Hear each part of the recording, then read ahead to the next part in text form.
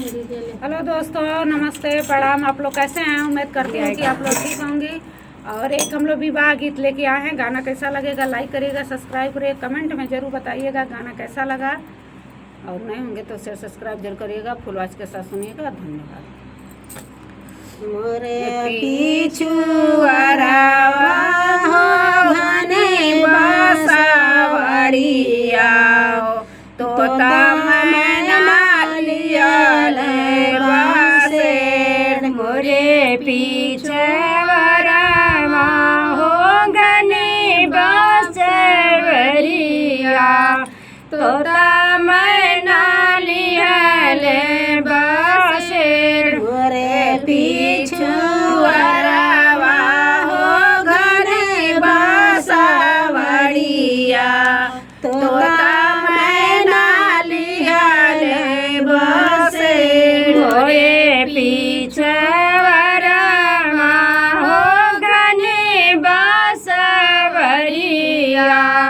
तोता मैना लियल बासेर।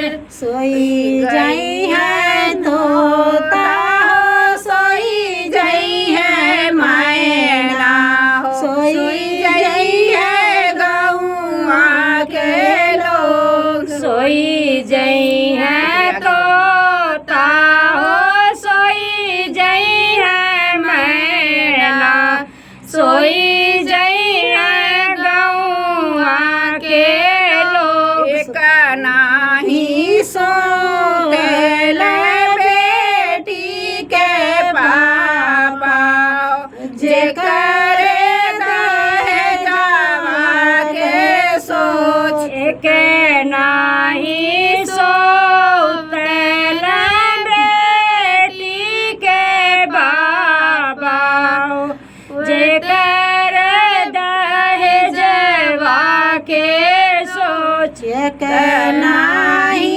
सोतेल बेटी के पापा, जेकर दहेजवा के सोच। एक नाही सोतेल बेटी के बाबा, जेकर दहेजवा के सोच। मोरे पिछुआरावा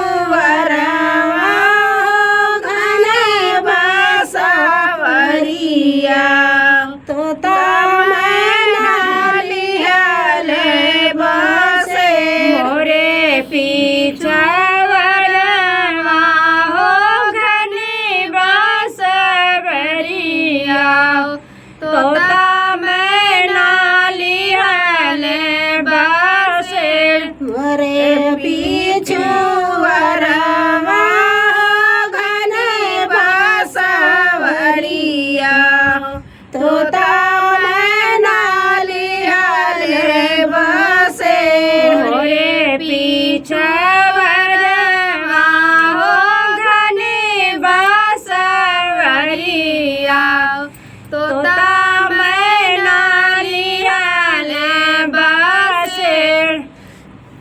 सोई गईले तोता हो, सोई गईले मैना, सोई गईले गौआ के लोग, सोई गईले तोता हो, सोई गईले मैना, सोई गईले गौआ के लोग, सोई गईले तोता हो, सोई गईले मैना, सोई गईले गौआ के लोग, सोई गईले तोता हो, सोई गईले मैना, सोई गईले गौआ के लोग। एक नाही सोचल बेटी के चाचा, जेकर दहेजवा के सोच। एक नाही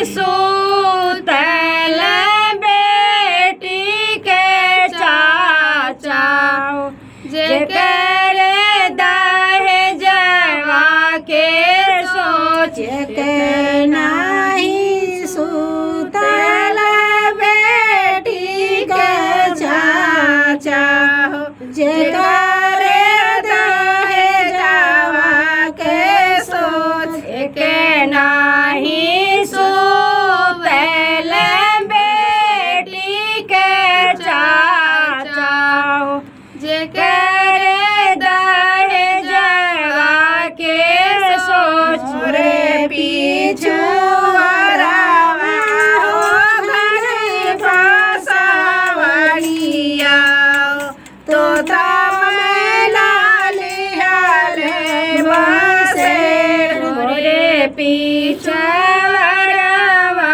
हो घनी बसवरिया तोता मैना लिहले बसे मोरे पीछुअरवा हो घनी बसवरिया तोता